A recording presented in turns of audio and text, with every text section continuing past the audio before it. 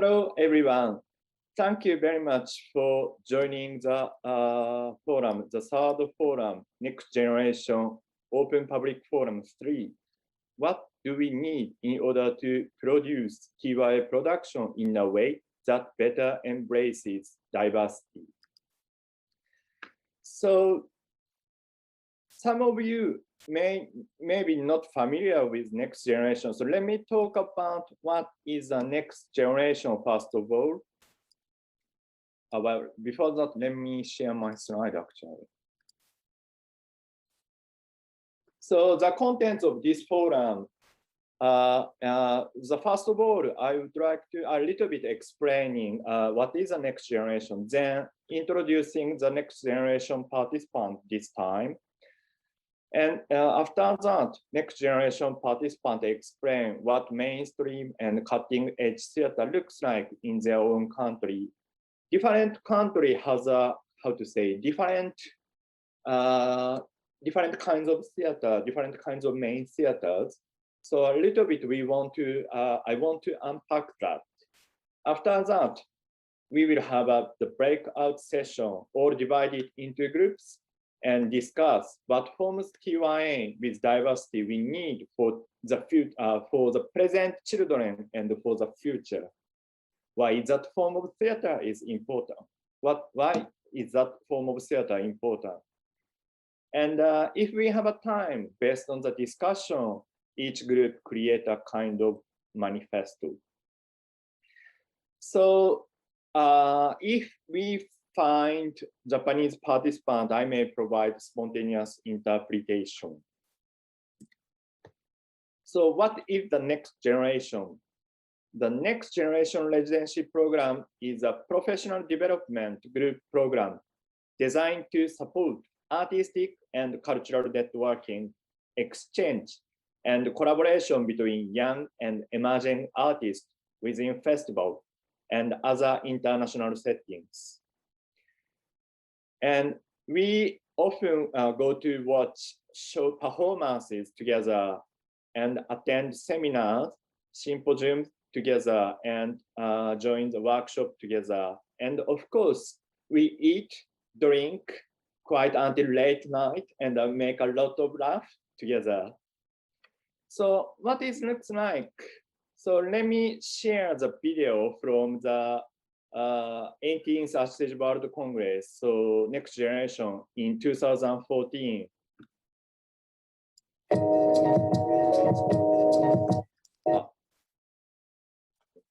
Did I share the sound? I might not share the sound actually. Oh, good. Sorry.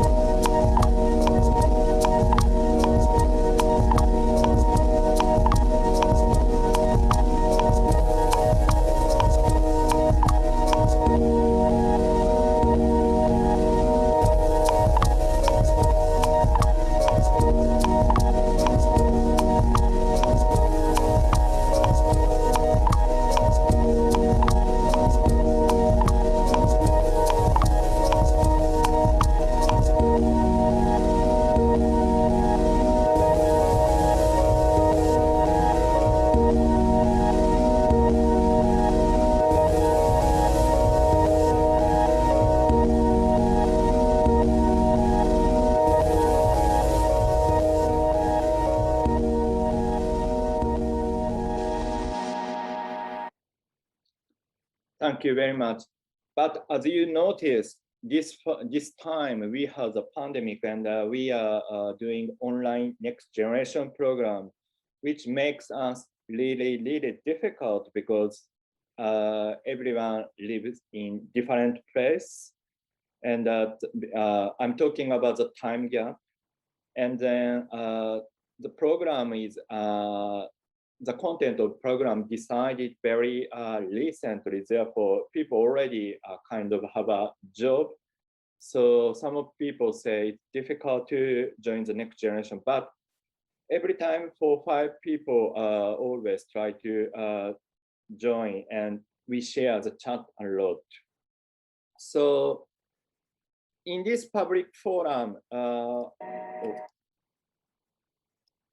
in this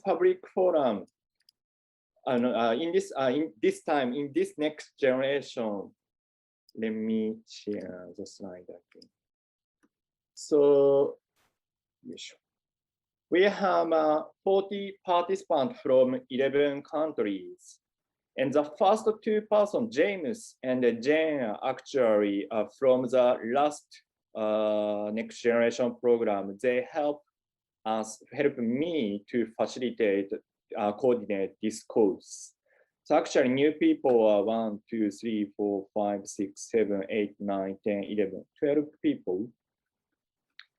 But I mean, today we can see, in this forum, we can see Lynn, Rebecca, and Myung-hee. Hello. Again, as always, as usual, could you introduce yourself to other people? Who can go first?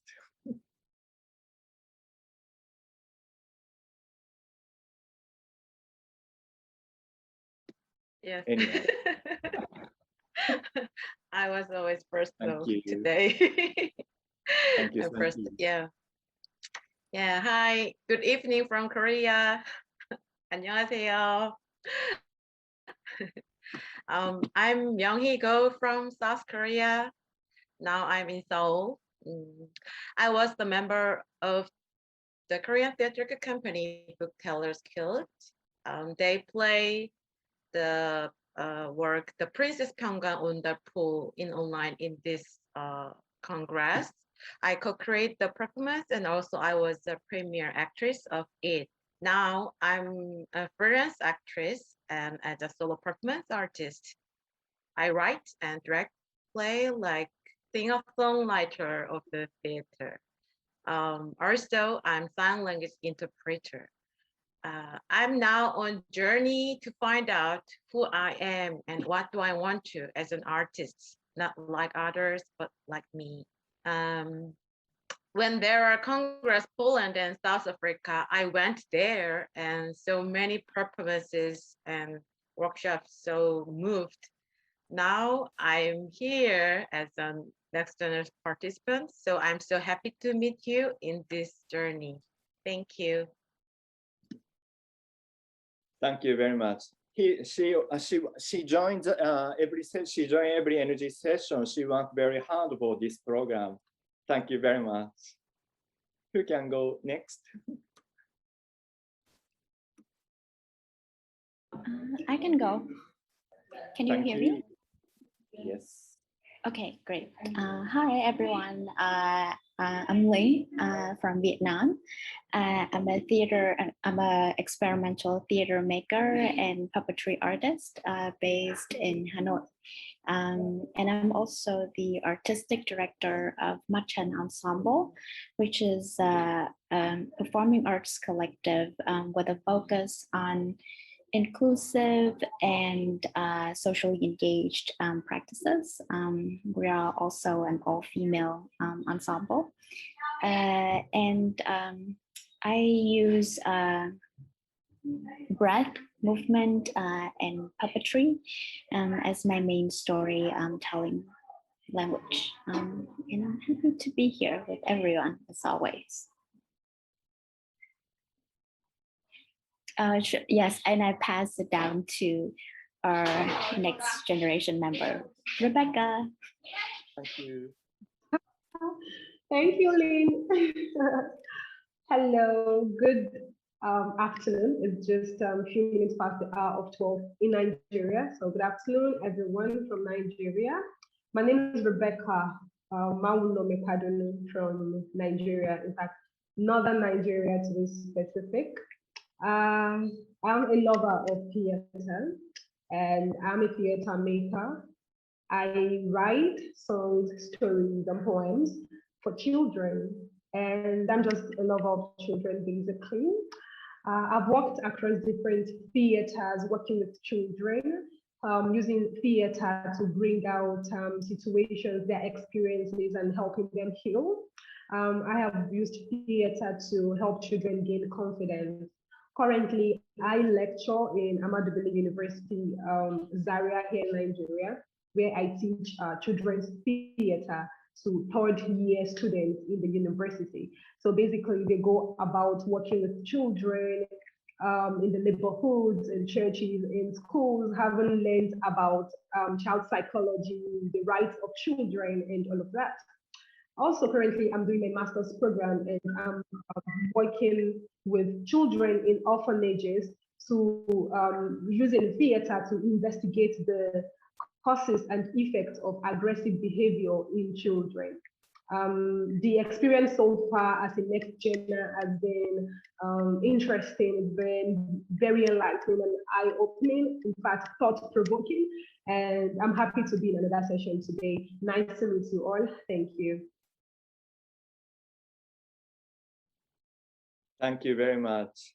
And also, if you don't mind, one of you, could you talk about your experience of the next generation so far? Because you attended some of the personal sessions.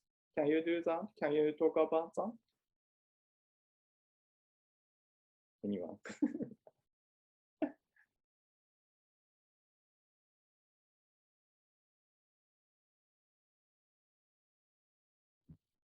Well, Yeah. I can go, but it's going to be a very honest response. Is that okay, Nori? Of course, of course. Thank you very much. Okay. Well, I mean, I think I attended all of the sessions. Yes, I thank don't you. think I missed anyone.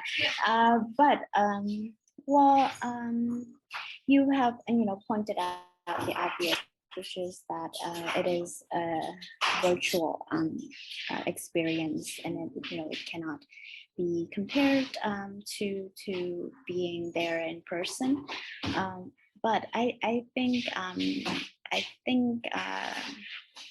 to say, that's the obvious downside, and not that I didn't get anything from being with everyone, because I got a lot of I got a lot of great 1 or 2 hours sessions with the people here, next generations people here, Myung-hee and Becca.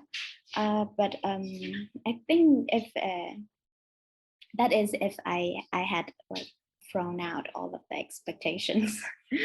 If I kept those expectations from the moment I applied to this, or when when we were approaching the first day of the program, then I think a lot of the things was I was a little bit disappointed by, just because we mentioned this yesterday. We didn't have a lot of time together, getting to know one another one-on-one, and the discussions, the talks, it cannot go as deep, or it cannot really go to any tangible, not tangible, I don't need tangible, but it doesn't really go to places, and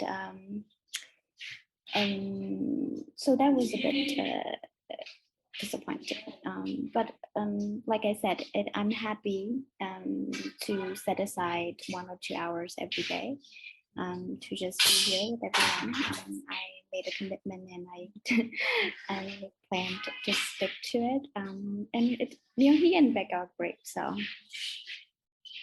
Yes, honest feelings. Yes. Thank you very much. You mentioned very honest. I mentioned that very honestly, and so we need to think about when we go to this kind of online next generation, how we can improve. Anyway, this kind of we talked about this kind of thing in the closing event as well. So let's move on. And we have one question from Harry. Harry mentioned, how do I get involved in the next generation? So before the World Congress or before artistic gathering, maybe half a year before. So Ashteji International, if you look at the main website, Ashteji main website, they give call. So you can you find it and you apply it for the next generation program. So keep watching main Ashteji International website, I think. And let's talk about, because we haven't in the next generation program, we really haven't talked about what kind of theater is you can see, what kind of theater you can see in your country. So what is your mainstream theater? What is mainstream theater in your country? What is cutting edge theater in your country? Let me talk about Japan a little bit. For example, in Japan,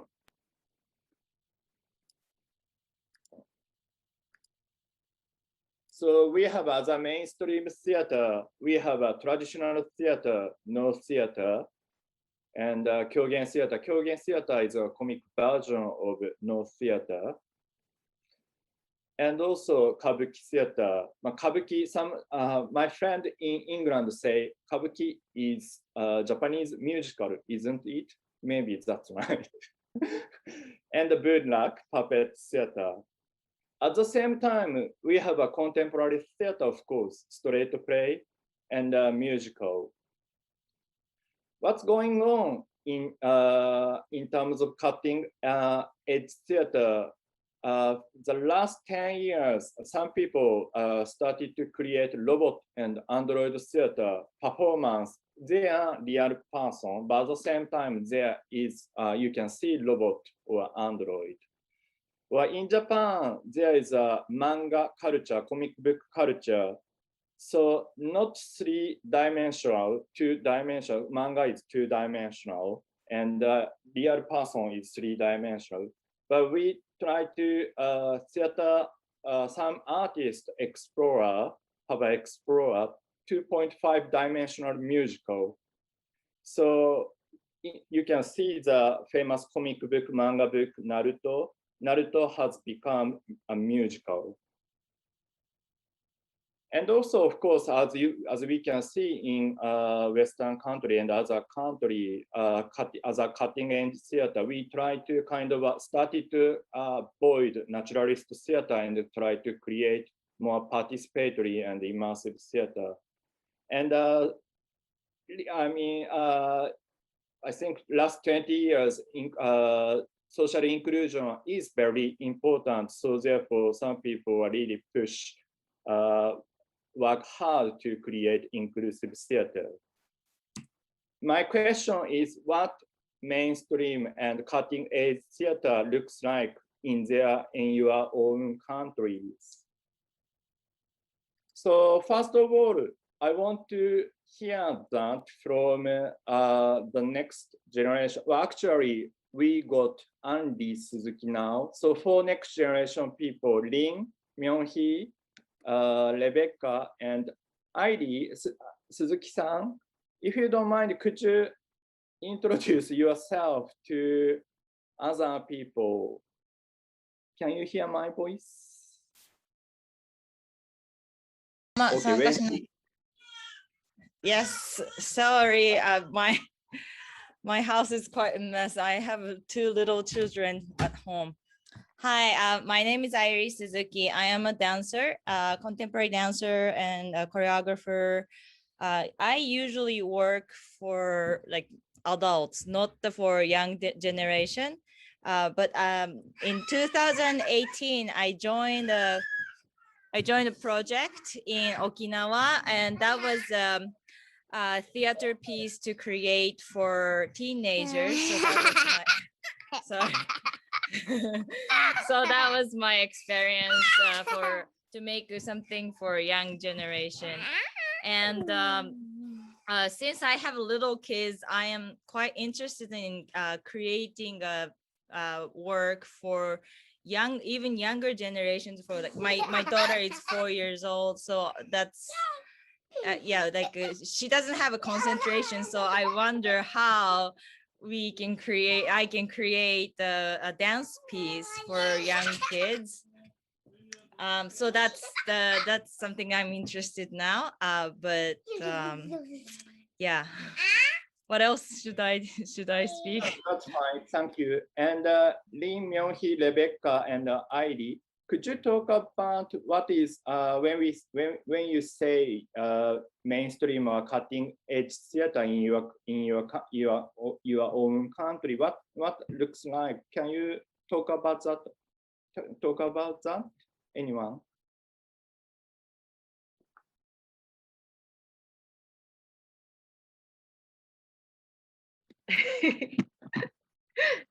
Yes, I can go. Nori, but actually, when I see on the webpage, I think today we're gonna talk about the theater in our country, about diversity and Yes, of course. Yeah, inclusivity. So I prepare about that. But your question is a little bit different, right?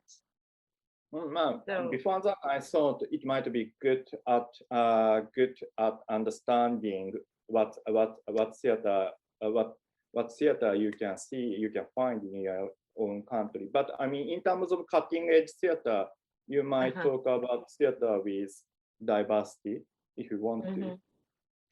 So, okay, I will. Actually, I can't represent all the Korean stream of theater, but as an actress and also theater maker, in my experience, I can tell. So I prepare some video and photos. So can I share with people?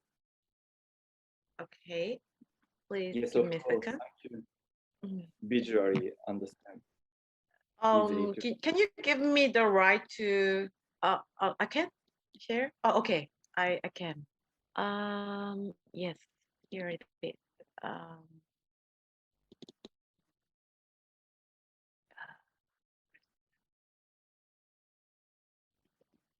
Maybe can you see that? The video hasn't played yet. Just I saw you double click it, but seeing it. You can see the screen?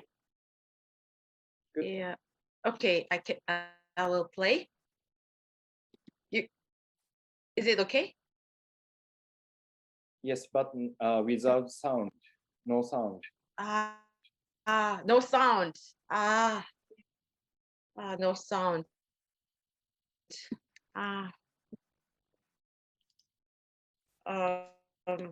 Maybe I think the sound has problem, but it's the play that I play with 1 year baby last year in the theater.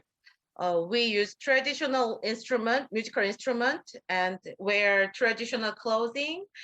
So yeah, I want to give the sound, but I think there's some sound problem.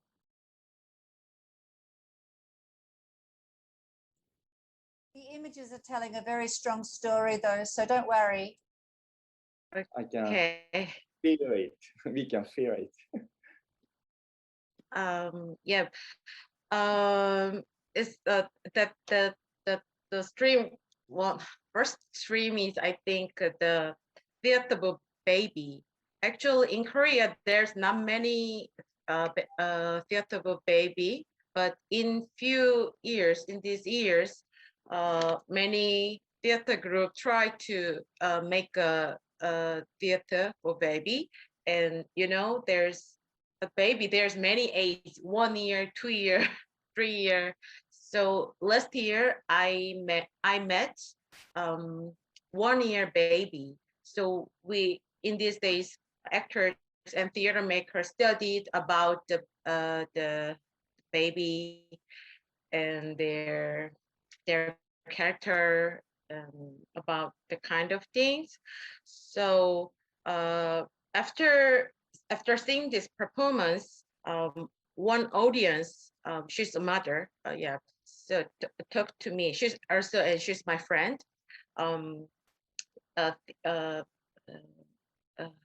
Theater for baby is not just for baby, and it's for mommy, because when they have baby, they can't go anywhere because many space and many place don't want to come with baby because they make some noises, and so they worry about going theater. So when I invite them, they say to me, yeah, oh, can I go to theater with a little baby? But yes, we welcome to you. We welcome you. So many mother audiences say to me, it's a very new experience. They welcomed in the theater. So when I heard that, I think, oh yeah, we have to prepare the space and the theater for them, because on our stage, baby can crawl on the stage, but the mother audience said they always had to say to their baby, okay, don't touch, don't go, don't say anything. But in this day, we open the stage and try to meet together. So, and also there's many traditional elements. We put the traditional, especially traditional music instruments. So baby enjoy the traditional sound. And second one is and then second is the miniature theater, very little miniature theater. I will show you the picture. I can do that.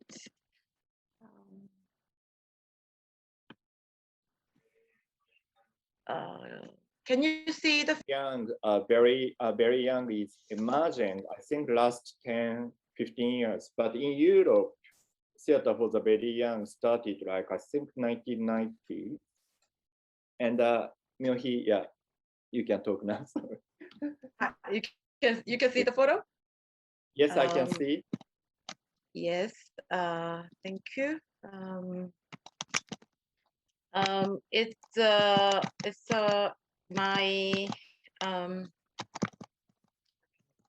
my performance is for one people, and then in these days many street artists, solo artists, meet children in outside, one by one, and we make very small stage or small settings, and meet them very one audience. We meet one audience in 5 minutes to 10 minutes, and after another audience. So especially mine is, the title is Picnic on the Beach. I made this performance because of the blind children. Actually, I meet blind children. This is the school for blind enfants and children. I meet them once a month and read a picture book in a theatrical way, and doing some play with the theatrical way. So when I meet them, I want to, they can sense the theater, that the way I sense. So I make a theater, they without visual sense, I give them the taste and then scent, what is that? Scent and sound and touch them, so they can feel. So I blow on the hand or dance with the sound, and then I make a wind with a fan, and in the headphone there's a story that I recorded, so they can enjoy theater on their way. So I think the third mainstream is barrier free, because there is actually also because of COVID, many people can see on the TV, they can see the sign language interpreter, and many general people have interested in the disability people and sign language. So it's a photo of the stage. The stage is try to make how can I say that? When they the moment they make a stage, they make a space for sign language interpreter in mind. So at the first moment, the making, they think it's natural. On the stage there is the I'm sorry, subtitle for subtitle and voice explanation, and then sign language interpreter. It's the one element of the theater. So of course, not all the theater, but actually before 10 years ago, there's nothing like that. But in these years, we start to make this kind of trial. So okay. So I think it's good start for theater inclusivity. So I think in my experience in these years, there's trials in our Korea theater. Yes.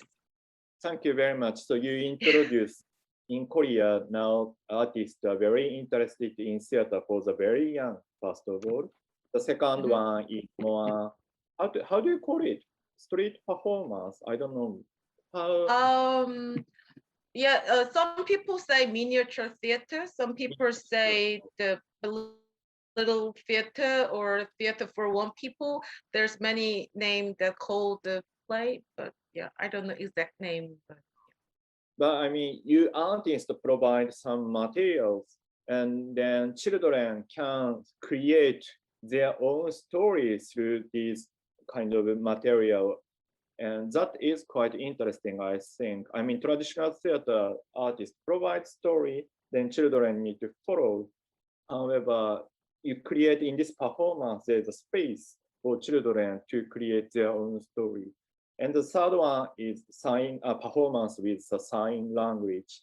This one is also quite interesting, I think. Thank you very much. Thank you. And any other Lynn, Rebecca, and Heidi, can you talk about this topic? Okay. Okay.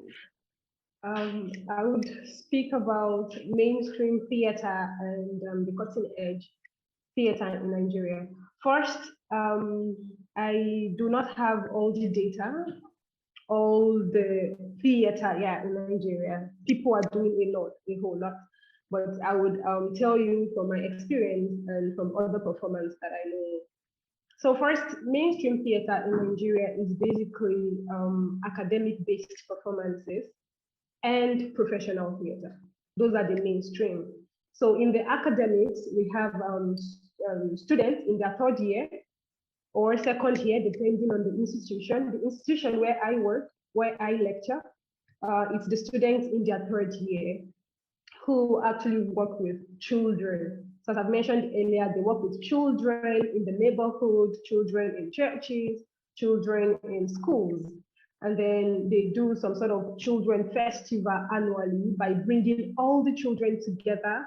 And then they'll present the things they have been working on, they have been playing around over time. It could be in songs, it could be in dance, it could be in spoken word, poetry recitations, drama, anything at all, and it's totally beautiful. Mind you, this kind of theater is mostly directed by students who are still in the university. Then there is another part of the theater still under the mainstream where it is totally professional. So it's a professional theater. These people get funding, they use play text to rehearse with children, and they stage performances, totally professional, and it is profit-based. So profit-based under mainstream. Now the other part, which is cutting edge, which I love, in Nigeria, the forms we have them in the avant-garde, experimental, inclusive, revolutionary theater, basically. So in this kind of theater in Nigeria, they don't use, say, play text. So they work with the children, and it's the children who come out with stories. So they use societal issues, maybe trending issues or political issues to perform. So they bring out themes, and the children come up with stories based on their understanding, and then they're just guided by the facilitators, and they perform. Examples of this, there is a particular theater in southeastern part of Nigeria where they do theater for the very young. So what they do is they use materials as well. They use materials. The children come, just play with it, just play. They play and talk, and through the play, they come up with stories that they then perform. They could perform to their parents, perform to general audience. Also, under cutting edge theater in Nigeria, we have what we call the community theater. So the community theater involves that they do it with mostly adults. So the theater for young audience grew out of community theater, because when they go to villages, they go to communities, they go to local communities to work with people and use their traditional art forms to bring out societal issues, what is their problem, and help them to think about the problem. Then they dramatize the problem. It's like the Forum Theater by Augusto Boal, where you have the spectators, you have the spectators, you have the joker. So that kind of theater where the people come together, think about their issues and find solutions to their issues using drama. So it happens that whenever they go and they're talking with the adults, the children are always coming around listening, and they're not doing anything. They can't contribute to the discussions, the dialogue being hosted by adults. So that was how Theater for Young Audience came out. They're like, oh, instead of the children coming here to just listen and just waste their time and be listening to adults, why not engage the children? So they started engaging the children with songs, with dance, with drama, performances. So the children, we then teach the facilitators their own songs, their own drama, their own art forms, their own games. So they played together, and that was how children's theater came about out of community theater. So they used that to talk about hygiene, to talk about sanitation, to talk about just little things that children should do. They even talk about education. Oh, are you going to school? Why are you not going to school? Why are you at home? And the children will tell you, oh, it's because my mom doesn't have money to send me to school, or because there is no school in this community. And by that, you will know that, oh, they have a problem in this community. There is no school, through the community theater that gave birth to children's theater. Finally, sometime last year, 2019, before the pandemic, I worked with special children to create theater. And basically, because we had the VIs, the visually impaired, and the ones with hearing impairment. So the ones who were visually impaired, who couldn't see, were the ones who were singing. So they were mostly singing, and you can give it to them. The vocals are great. So they're the ones singing, while those with hearing impairments were the ones dancing and acting, performing, and they were talking. So they talk with the sign language. And they're so happy doing these things. So while the ones with VIs are singing, those ones are performing. And it was really amazing. It was even through the theater performances that we were able to talk with them, and they told us what they are going through, how they feel, how they are being treated, what they were being discriminated against, and just issues like that came up. So finally, what I can say about mainstream theater in Nigeria is that it is properly funded, maybe because it is profit-based and in the academics properly funded, but the cutting-edge theater, which is avant-garde, the experimental theater is not really funded as such. They lack funding, sort of, but from my perspective, they are both doing well. Thank you. Thank you very much. I didn't realize community theater is so related to TYA, because in Japan, community theater and TYA are something totally different. But you mentioned TYA come out of community theater. That was quite, that is very interesting to me. Thank you. So Lynn or Aileen, can you talk about? Hi. So I think, can you hear me? Yes. Yes. Okay. So I think I can actually say that I'm not going to represent the entire theater communities in Vietnam, but for the first time, I feel like I can talk about it with confidence, or at least for the theater community in Hanoi, because it's a very small scene. So I think the first thing that everyone should know is that for the arts in Vietnam, we are divided into two sectors. So there are the first sector, which is a state-owned theater. So theaters, companies, and artists that work on a salary in a state-affiliated institutions. And then there's the independent underground scene with independent theaters. But I can tell you the name of all the independent theater companies in Hanoi. And I know everyone who's working right now, because it is a very limited number of people. And then there are a diverse range of style of theaters, ranging from experimental, contemporary to August to forum theater, but each company would focus on on that one thing. So so there might be one company, one theater group who's focused on theater, forum theater, or playback theater, and then there's another group who's doing physical theater. So it's like I said, it's not a very diverse scene. And also another important thing to consider when talking about theater in Vietnam is that like most other art forms, but even more so, is that performing arts in Vietnam face a very rigorous system of censorship.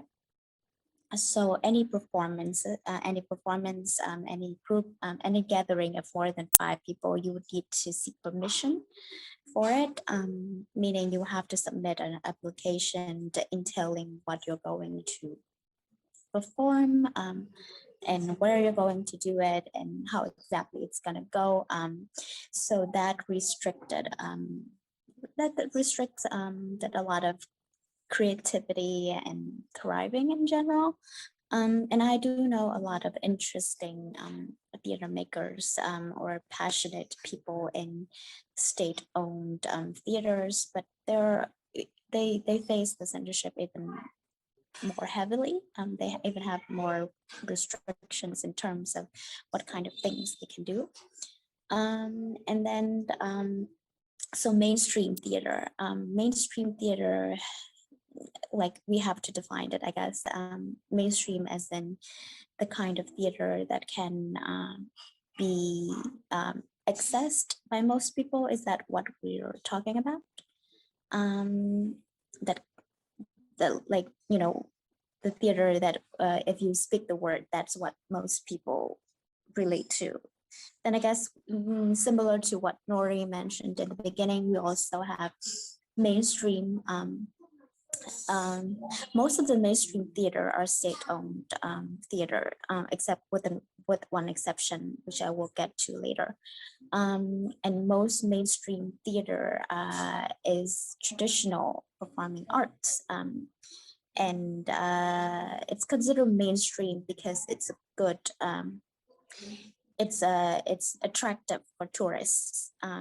It means so the revenue is the biggest because so we have traditional water puppet, water puppetry, tuồng, chèo, cải lương, 3 other forms of traditional forms of performing arts besides puppetry, and those are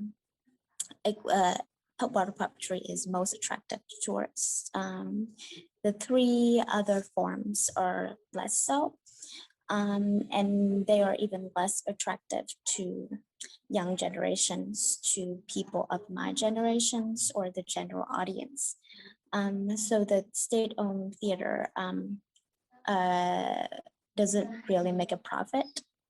They're paid out by the government. They're supported by the government. It doesn't matter what kind of shows they do as long as they put on something for 1 hour. So people don't have the need to renovate. Besides the state-owned theaters, we also have Loon Production, which is a company that focused on contemporary circus. They have toured to a bunch of places. You might have heard of them. I also know the creatives behind that company, and even when he's actually a very creative, innovative person, but he also needs to make very commercial shows that are attractive to tourists, in order to make profits, to support other activities. And even for that company, it's barely surviving, especially with the COVID-19. Like I said, mainstream audience don't usually go to the theater in Vietnam. In Hanoi, or at least Saigon has a much more thriving theater scene, I think. And then for independent theater scene, no one is making a profit because there are ways to get around censorship or permission to perform, and one of the ways that you doesn't make money from it.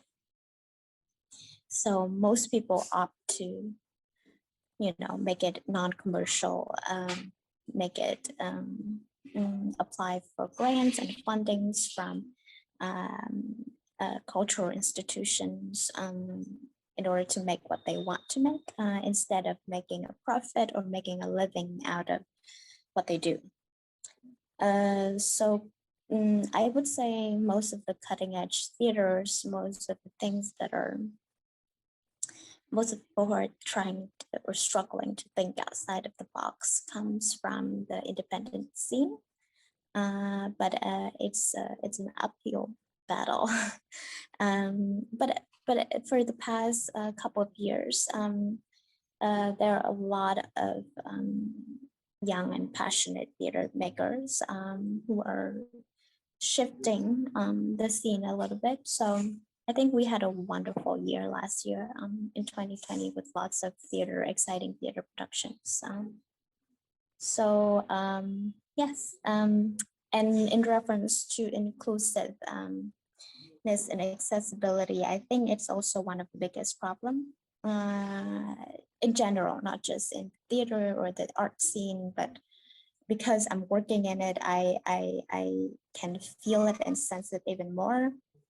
I think Machan is one of the only theater companies or arts organizations with a focus on creating an aesthetics of accessibility, to borrow a term from Grey Eye Theatre in the UK. But otherwise, and you can't really blame, I can't really blame my colleagues either, because there are so many other things to consider, to just simply put on a show with very limited resources. So yes, I hope that answers your question, Lori. Thank you very much. We haven't really unpacked theaters in your countries. I'm surprised you in your country there are so many theatrical activities. So we should explore more about your theater in your countries. We think. Thank you. And Heidi, if you don't mind, because Ashtej, currently we invited like a new network, like a young dance network. So if in terms of dance, because you are a specialist of dance, do you see any cutting edge dance performances if possible, in relations to theater for young audience, TYA? Yeah, actually, I am not so familiar with dance performance pieces for young audiences, but I have seen some very good performances for kids, and they were actually not only for kids because they were so precise. I saw a work from it was the group from Mexico, and they how they build the piece was very creative. It was very artistic and not so cheesy for kids, not so catchy, like a catchy TV commercial type of piece. It was really artistic and very precise. The way they put it was like the way they choreographed the whole space, and also like using the one I saw was like using a white box, and that was a very simple piece to just like carrying one white box to next place, and like continuing the same movement, and also the coordination with the music and the lighting. And it was very much for adults to also like we could enjoy, but it was much more how do I say, like there was like no complicated concept behind. It was just like a simple idea to just create the space. And in the beginning, it was just like one like piles of white boxes in one place. And towards the end of the show, like this white boxes became like some like a different shape, and then it kind of kept changing the shapes. And then so the way they carry the box was like very like physically also really choreographed with the same tempo or different tempo with different music. And of course some like overreactions in a way, like like the choreography was very much dynamic. It was not so small like in adult normal theaters. We also use some like indirect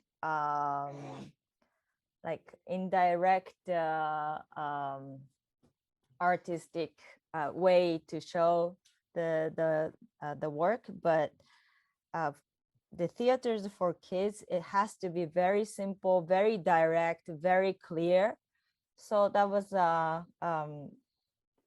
in a way it's very easy to understand, but it was still very interesting to kind of keep seeing the whole body moving to different body shapes, makes a different landscape. So that was something I saw, and it is possible to make a dance piece, which usually doesn't require any text or words. So I thought it has more possibilities to create that kind of work for kids piece. Kids piece can be also the adults piece in a way, like how it really depends how you build the piece, how you make a connection with music and sound.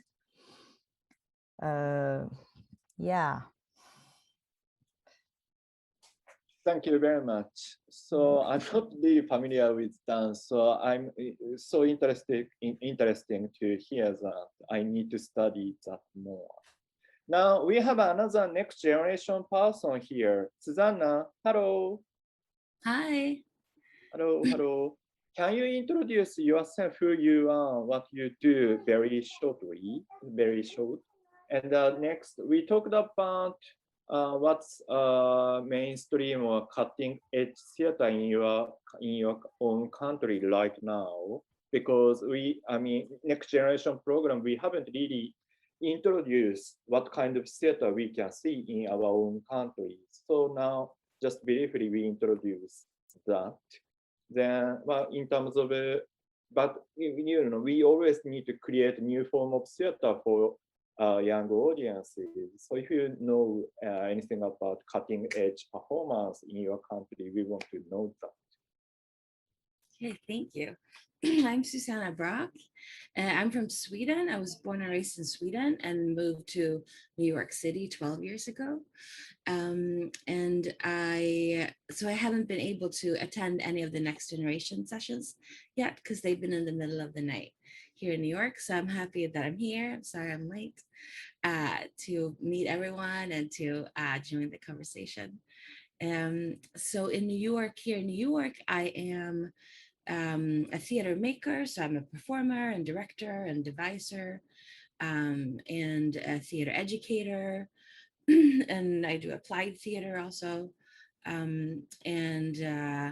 The theater that I've done mostly is theater for the very young, so for children 0 to 6, through a company called Spellbound Theater, that at least we have been in New York City, the only theater company that exclusively creates work for children 0 to 5. And the theater that we do is all original work devised. So we create it together from ideas that we have. So it's not like based on a book or a story that already exists. And then we play together. We use a lot of material and then figure out what the play should be. And it's often, most of the time, very interactive and multisensory. And that's the kind of theater that I'm really interested in. And I teach puppetry, or I'm a teaching artist and work with young people in many different ways too. So what's cutting edge and mainstream? So America is a big country, right? So I don't know the scene in Sweden since I haven't lived there for a long time, but I very much bring with me, I feel things, I feel very Swedish when I live abroad. And then the landscape in America is so wide. So there's so many different things going on, a lot of mainstream theater for young audiences, but also a lot of really interesting new things or cutting edge theater, a lot of independent artists or small companies, or and I think the biggest barrier, as for many people in many different countries, is the funding and the sustainability of doing that work and getting it recognized and getting audience to see it, and especially during the pandemic. Since in America, everything was shut down, theater was shut down. There's been so many interesting new ways of doing theater that popped up really quickly since schools have been shut down. for most of the time, or in New York City, you could choose to go to school or you could be home. So I think theater artists for young people have felt really compelled that we need to keep making theater. We can't just stop doing theater just because we can't go in person. So there's been a lot of theater live, online, like through Zoom, or theater through letters. You sign up and you get letters that tells a story from a certain character, or theater through audio plays, and things like that. So I think especially during this time, the creativity has just like, just finding new ways all the time to connect with young people and to make art. Yeah. Well, international, interesting. Thank you very much. Internationally, we push social inclusion and the social inclusive theater right now. I can see that in USA as well. However, last year, what happened? What we see is like last year in the US, we saw we heard in US there was a lot of racism. And we talked Black Lives Matter. So US is so multicultural, and our topic today is also diversity, theater with diversity. So in order to push that aspect, theater with diversity and multiculturalism, Black Lives Matter, do you see any cutting edge performance in relation to TYA? What do you think? I mean, I think people want to change the whole system in America, obviously, and theater, and kind of revolutionize it, and all these manifestos and demands that was made during the uprising in 2020. Theater makers of color that came together and spoke up and said, this is enough. We have to change the system from within to make it more equitable and to include racial justice. So I think we're in this time now that it's like, are we gonna include this? Are white people gonna listen? And are we gonna be able to change the equitable systems from within? And how is it gonna affect how theaters are run and what kind of theater we make? And then some theaters are trying to make change and try to kind of examine their own hierarchies and their own leadership systems, and who gets to be in charge and who gets to make theater. Hopefully there will be more and more people of color that have are artistic directors, and to get to be in charge of artistic processes. Because here, I feel we always talk about nothing, what's the phrase? Nothing about us without us. So if you want more diversity, then you have to bring those people into the core of the artistic process, and they have to be part of making the theater. So that hopefully we'll see more of that, but it's an active process, so we all have to keep working towards that. So yeah. So bring it into the people that run the theaters and that create the decisions. If we want diversity, it has to be diversity in all of the steps, kind of in the process. Thank you very much. It's hard topic, but you talk about the thank you very much. Yeah, and I'm just one person talking about it who lives here, but we all do our And now. So this session continue until 10 o'clock. We have 50 minutes. What I'm going to do is we will do a breakout session. We will create 3 groups. So talk about what form of, let me share the slide again.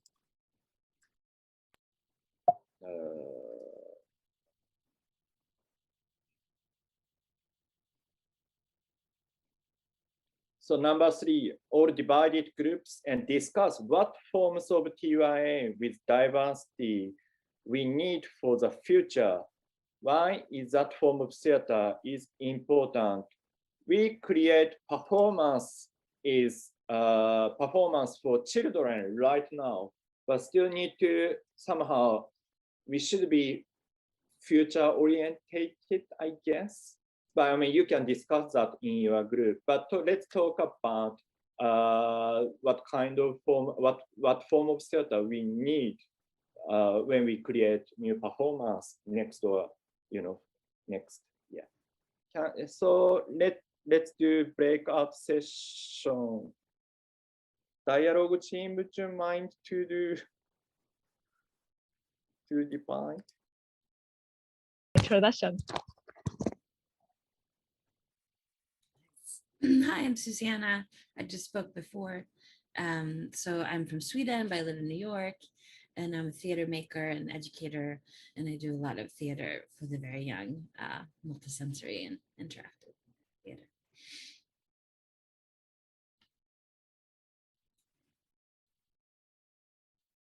Is that everyone? Oh, here's Nori.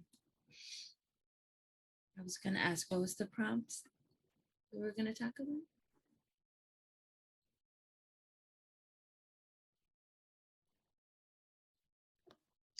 Are you okay? Sorry? Yeah, are you guys okay? So, We were just introducing ourselves. okay, good. Sorry. So maybe you want to introduce yourself. Well, I didn't introduce. Well, I'm facilitating the next generation program this time. Thank you. And what was the prompt for us to talk about? So, well, we see a lot of existing forms of theater, like a musical or straight play, or now you see immersive theater and you see participatory theater. But I mean, if you look at children right now, so what form of theater we need, especially with diversity, theater with diversity, we need for the future? Well, children for tomorrow, let's say, something like that. Well, you also need to think about digital technology. We can't really ignore digital technology today, I think.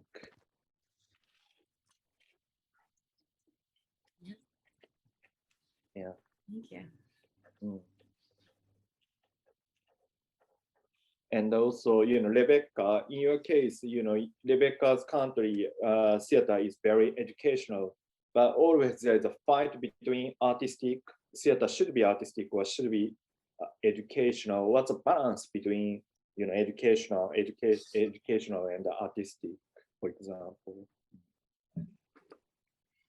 And someone talk about theater with healing. Theater, with theater, you can heal people, children. Does it make sense? Yeah, thank you. Yeah, it does make sense. Thank you. It does make sense. So for me, when I think about the form of theater that we should be navigating towards right now, should be the sort of theater that would bridge between, say, formal education and informal education.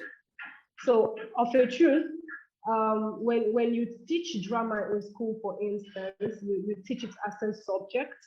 Then people also teach it as technical. So they teach dancing, they teach singing, they teach writing, they teach puppeteering, technical, and in some sense it's formal.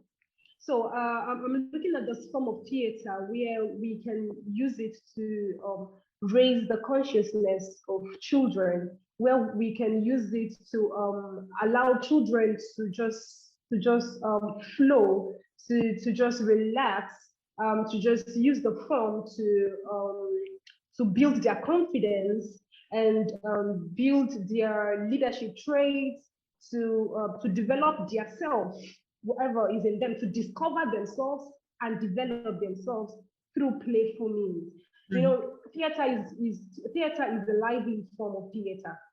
Whenever we are doing the performance art, is a lively form of theater, and they say it's the liveliest form of theater, unlike visual arts, unlike any other art. Performance art is the liveliest of theater, and it's most likely it comes to children naturally. It comes sometimes, you know, you'll be playing with children on the street, children who are in the IDPs, in the refugee camps, who have never had any form of education, and they've never had any form of theater training. But when you work with them, just them keeping quiet and watching you and listening to what you're doing, they'll just pick up. So theater has that ability, you know, to be done, to be performed by even the least experienced person. So for me, I think the form of theater that children need right now, it's not so much of educational. It should be that kind of theater that will bridge between formal and informal, that will inculcate confidence into children, that will help them discover themselves and also to become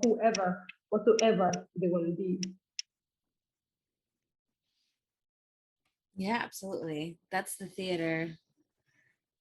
That's the theater that I think should be the only theater that should be. No, that's the theater that that I teach also, and that it's so important that just, like you said, help develop ourselves and the creativity and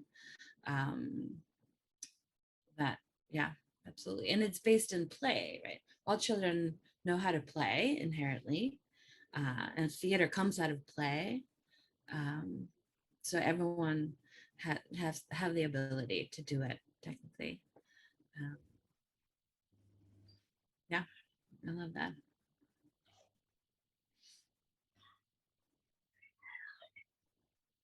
When I creating the show, I will go for the creativity or artistic choice go first. During my show, there is some educational elements inside because I do sensory performance to very young babies and also special needs children. So there is some consideration about the educational, such as the rhythm. I will do the interactive and immersive during the show that must have some meanings of the interaction. The interaction at the same time, there is an education. There is educational. Sometimes this is about rhythm. Sometimes it's about colors, color contrast or color identify, kind of to go through the performance. But when I creating the show, always the artistic choice will go first. What the theme I want to deliver to children and also to the adult, they can enjoy at the same time, can have different kind of different kind of message, receive different experience at the same time for adult and the children and baby. I will go my thought first. For the drama education part, if I think that, or if my performance is not enough, I will divide it different part to do after show workshop, or I will do the class afterward to deliver the drama in education after the performance. Have different direction for the from a performance to go, verbal workshop, verbal class. My show is non-verbal. So I think that is mainly for artistic choice or experience. Go first, and then have different direction, like a tree, to develop more for education. I'm not sure that this is my share. Thank you. Clarino, I think I particularly love that for the sake of a particular kind of theater, we shouldn't forgo the other theater. So if naturally to us, the artistic function of theater comes to us, just what to do with theater, the performance, art, everything that comes together to form theater, if that is what appeals to us first, it shouldn't then mean that there is no need for an educational purpose, if I get you clearly. So you do your performances and ensure that there is a form of message, there is a form of content that teaches. So if it is to say small babies, we teach color identification. Of course, they will enjoy it because they'll be playing with materials, playing with colors. They will play and enjoy and laugh and dance and sing, but they will leave the theater with a lesson. They can identify colors because in the performance, we are pushed into a color identification and it's important to you. So I think that is beautiful. And for me, I feel it's okay to use some subtle measure to put in the educational content. So it won't be like they are repeating what they learned sitting in class doing. So it's not pushed, it is not nosy, like pushing into their faces, but that they learn it quietly through the playful means, never forgetting that children love to play and they learn through playful means. So they enjoy the process, they play through the process, but at the end of the day, there is something that you want them to take away from it, which is also great. Awesome. Yeah.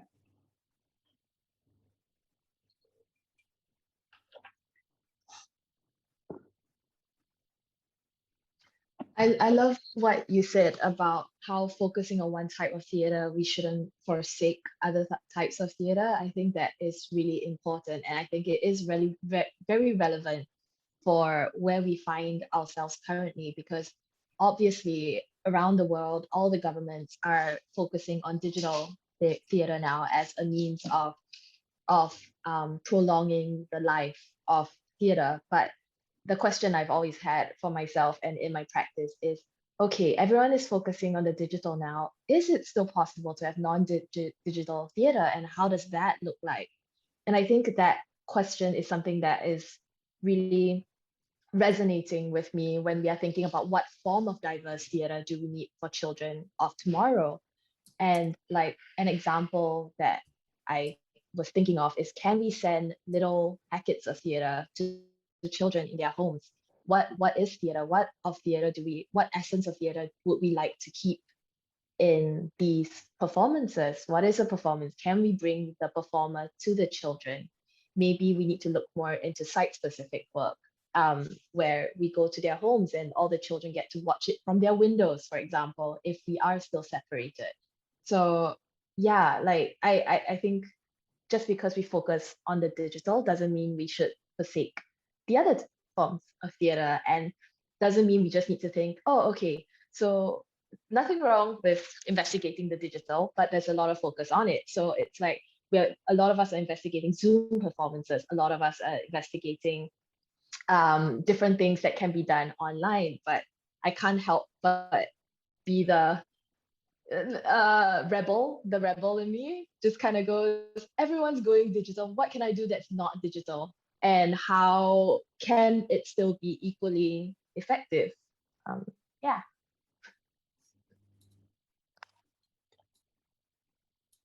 Awesome. I've called that the home theater. So I named your kind of theater home theater. So if the children are not coming to us, can we go meet the children where they are? And that would be a form of home theater. What can we do with the children?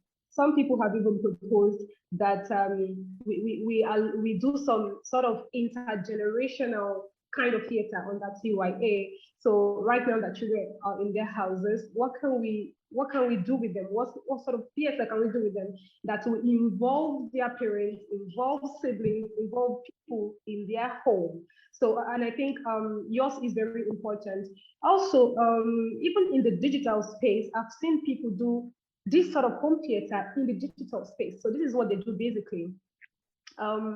They create a theme and allow children in their different places to react to it. So they can even pick up character names and then react to it and have them recorded. So maybe their parents could record them, or their siblings could record them. So when they record them, then they send it to the facilitator who then edit it together. So when you're watching, it's as if they're in a space, because it's as if one person is reacting to the other character, one character is reacting to the other character, and then they all watch it together, and it's so beautiful. So I love the idea of home theater, and I've actually written it down, home theater. Thank you for that wonderful contribution.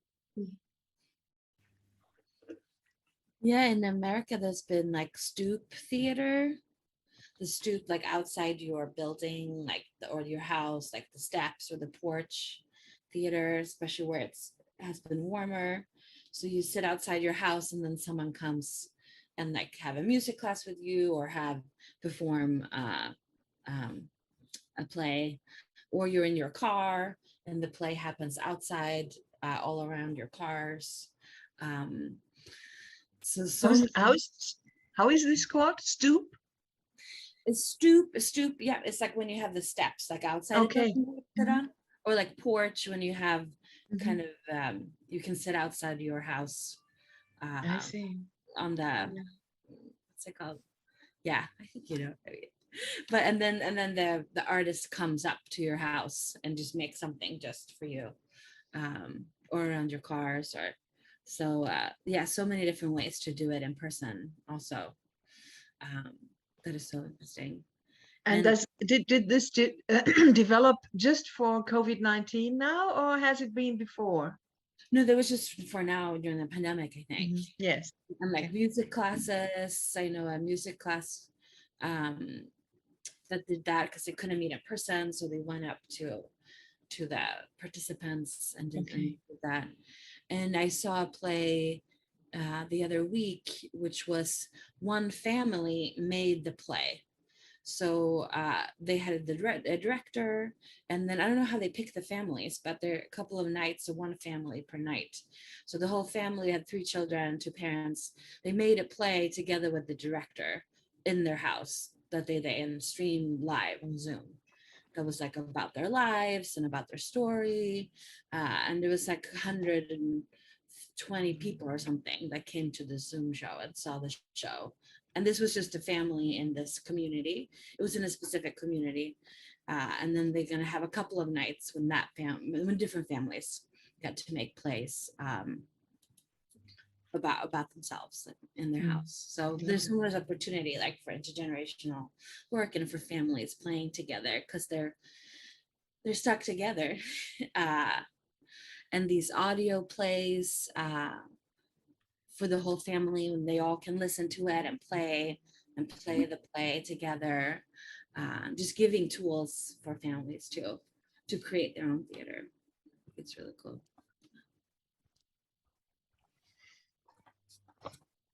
Before this pandemic hit us, I had the feeling that if you would ask me what is defining theater, it would be people in a room, and what one or more persons are acting out something for the other people in the room. So this or it could be on the street for sure, but it would be a direct contact between an audience and somebody acting. And now everything went into the digital sphere, and that is as the longer it takes and all these tryouts are going on, the less I like it. And the bigger my urge is to come to the situation where we really meet again. So I love those forms like stoop theater or the small forms. And before COVID-19, there had been like small forms also, but they were like just like a luxury.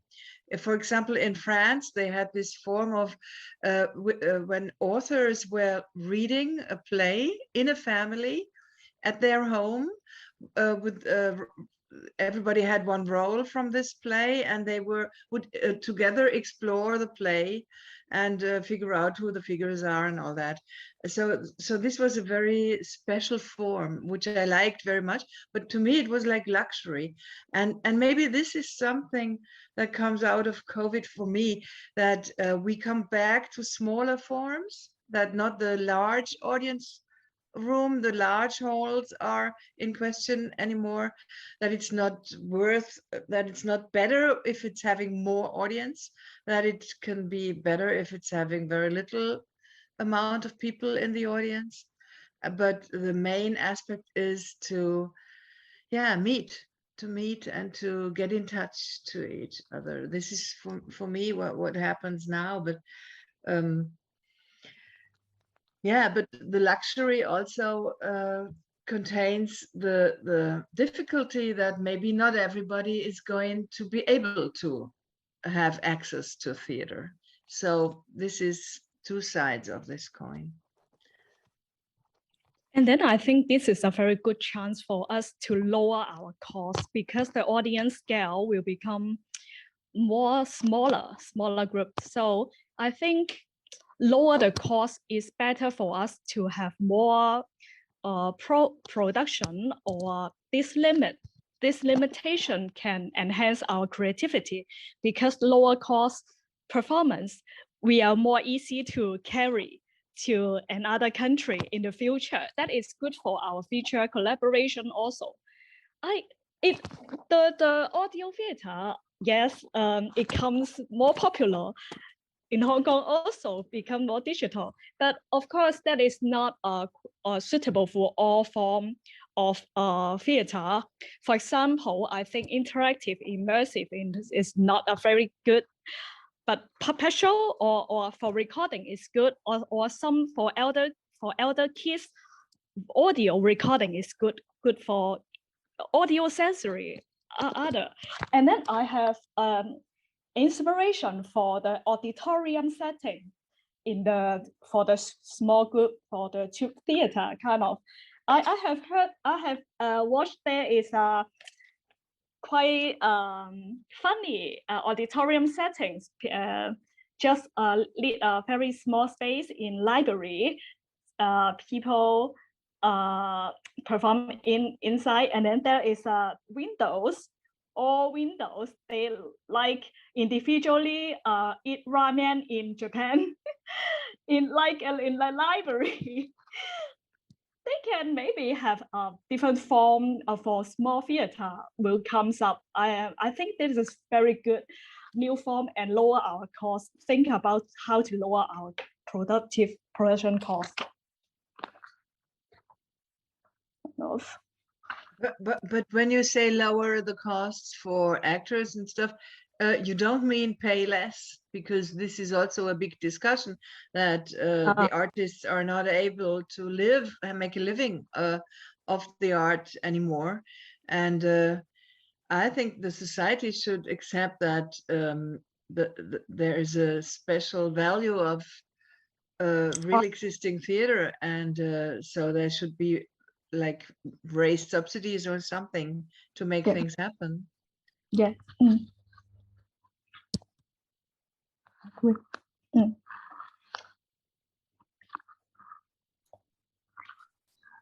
I think maybe you were talking about the production cost of the production, not the salaries, but the set or the props or all of that. But I see. Thank you. But it's always a tricky balance, the funding and how to spend it. And, During the conversation in the past few days, I found that every country, even though a very developed country, there is also have a conflict of getting government subsidized. Every country like this, I'm quite surprised about that. Even though in Hong Kong. Yeah, and then it depends on, even if a country's developed, it depends on how it's run, right? If there is a lot of government funding or not, if they believe in that the government should fund theater. Like in America, there's not a lot of government funding for theater because that's not in the politics, that they don't believe in that. But even in Europe, where the government does fund a lot of theater, a lot of artists feel like they don't have enough funding. So just like you said. Yeah. Is it they all went to West End or the musical? Yeah, it's coming out of, out of ticket ticket sales, or comes out of foundations. So like philanthropy, but not from the government itself.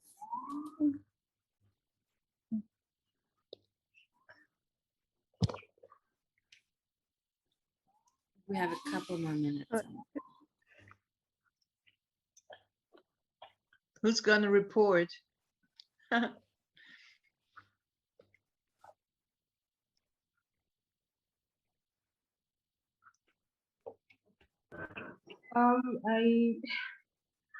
I took a note, but I'm not sure it captures everything we've discussed. Although, you know, it's not everything that we've discussed was supposed to be in the manifesto. There were some that just went off course.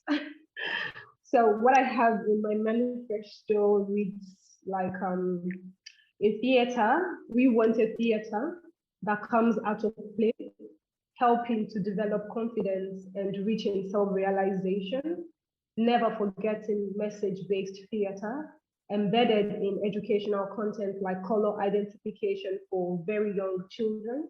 Although with the artistic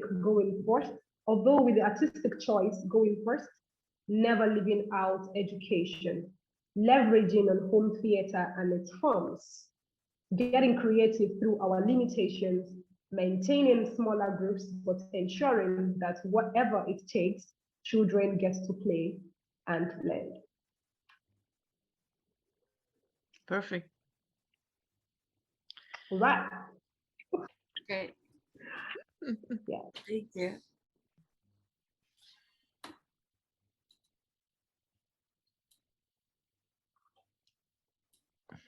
I think what we missed was the question of diversity, but well, we were discussing other things.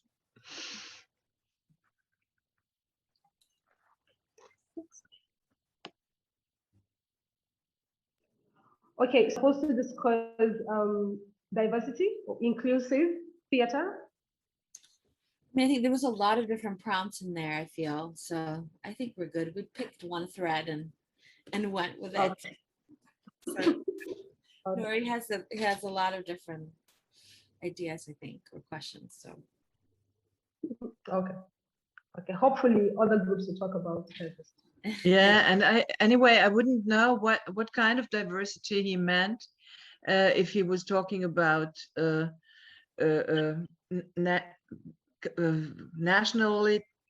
national things or disabled people, or what about? So I think the others might have discussed this, and our aspect was very interesting. Thank you very much. Okay. Thank you very much. I went to every room and found so interesting discussion. Some group talk about the decolonization of TYA, and some group talk about digital technology. So I want to hear. I want to ask each group to introduce what you have discussed. So first group, which group should I go? Would you mind the first group, Myung-hee's group? Could you go to anyone? I mean, Myung-hee always help me to introduce, what you have discussed, but other people can do that. From Myung-hee's group, could you introduce what you have discussed? Harry, can you help me? There's only 2 people, I think, in our group. So if you can do. Yeah.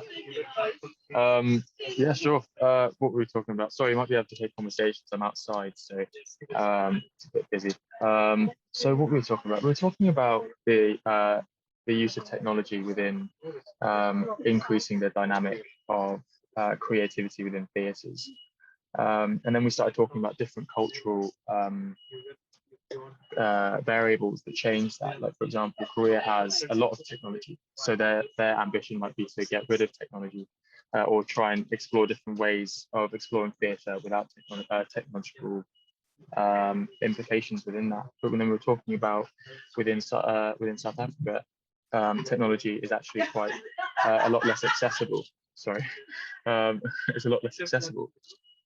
And we were basically saying that one of the main issues that we were trying to discuss was language and how difficult it is to create theatre when there are multiple different languages in one area. We were thinking that technology might be an interesting pathway to use that might bridge that gap. What else were we talking about? We were talking about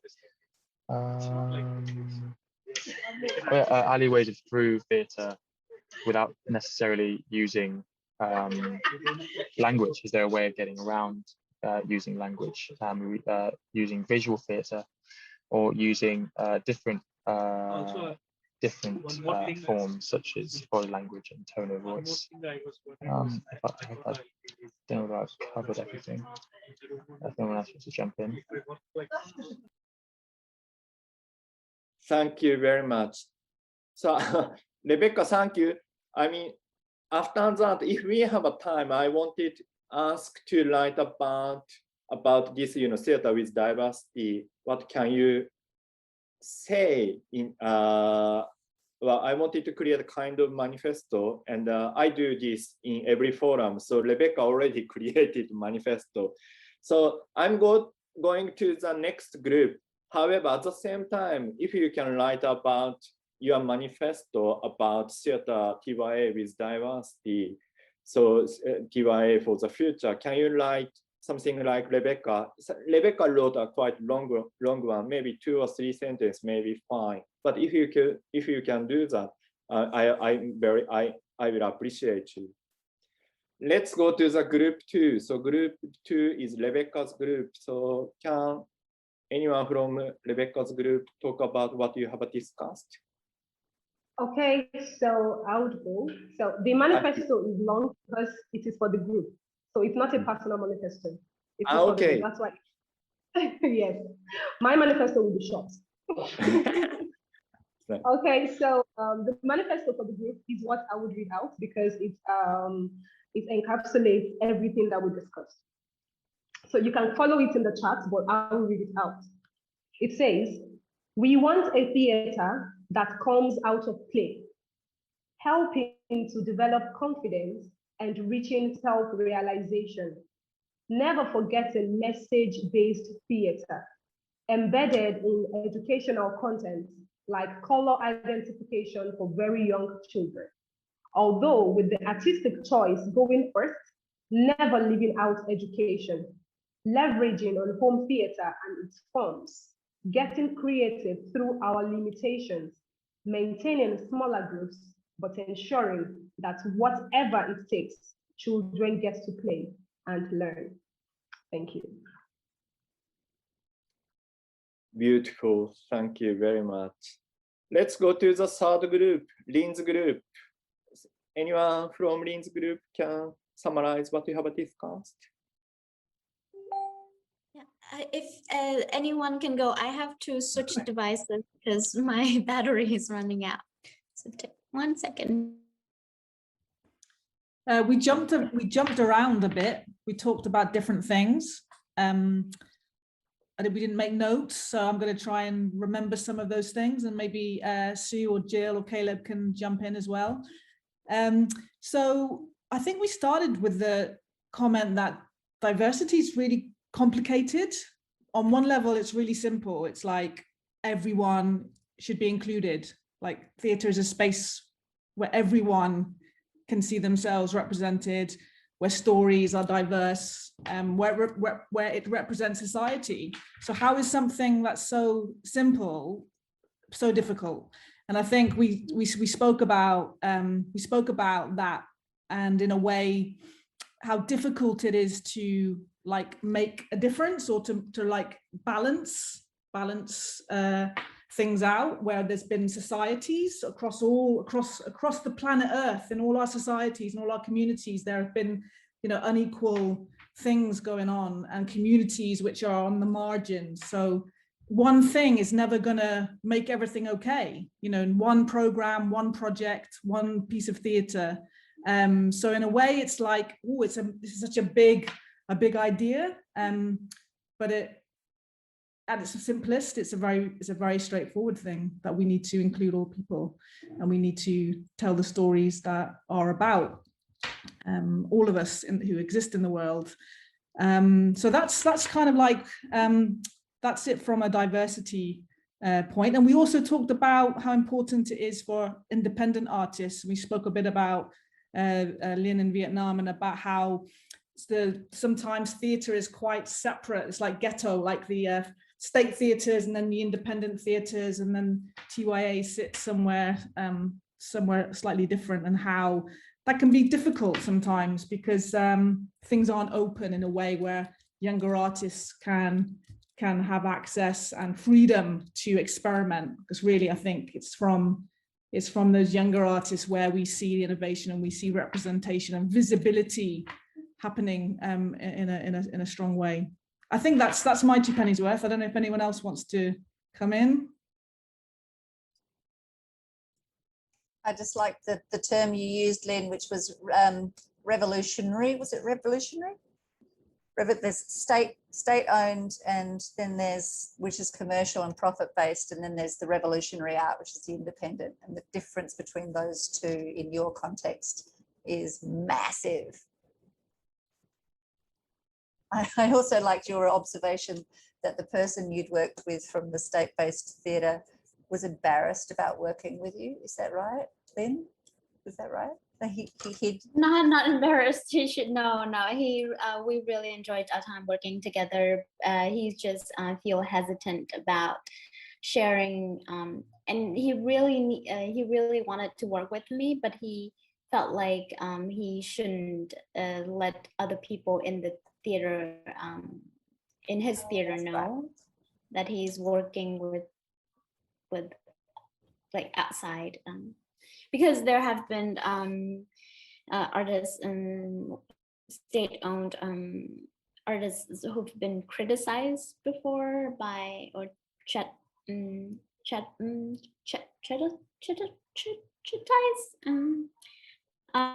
by chastist for work, for working with independent groups. Thank you. Sue, you wrote your manifesto, right? Thank you very much for that. Can you read your manifesto and explain a bit about it if you want to? Oh no, this was just also something that Lynn and Caleb were talking about, which was exactly what Nina had said about the complexity of diversity, and depends on where you are or what diversity means is something we have to remember, and also that the importance in the Asian region, especially about looking towards what already exists and what is working as theatre, rather than trying to import something from somewhere else or be influenced by something that people think is acceptable, rather than what they're like. We were talking about, the impact of storytelling, the impact of local culture, and gathering together as families and being in a space together where everyone understands what's going on is very different to being asked to buy a ticket and go to a theatre, and that causes barriers to people's access to theatre as well. Does that make sense? Yes. Thank you very much. So so Caleb also wrote his words, but I'm not going to ask Caleb because of the time. The focus of this forum is on the next generation people. So Myung-hee, Lynn, Rebecca, Susanna, I want to ask what you have got from this session. So what you've learned, what you've got from this session. Could you talk about it?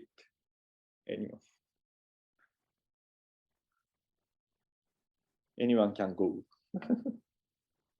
Okay, so there is no time, so I do not intend to waste it. So I've also posted in the chat my summary of this session. I said, in this new normal, theatre, which is the liveliest of art forms, should not be tamed. Let loose, let go, take it all in, and have every child come into this safe space. Thank you. Thank you very much. You can go next. Go next. Thank you.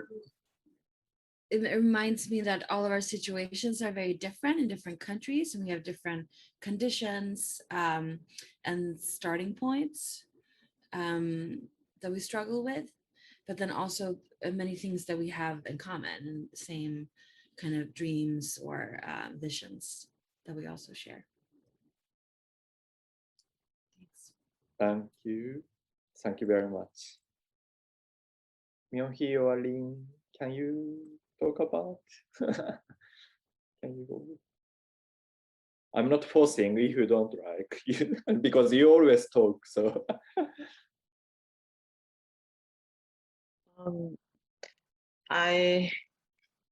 Because there's no time, so I need time to think in English. So,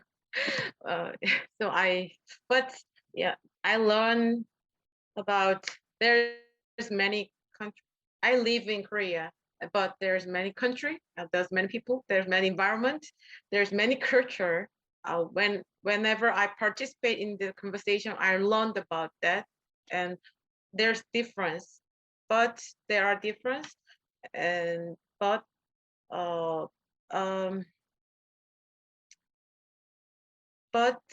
there's difference, but there's one same thing, I think.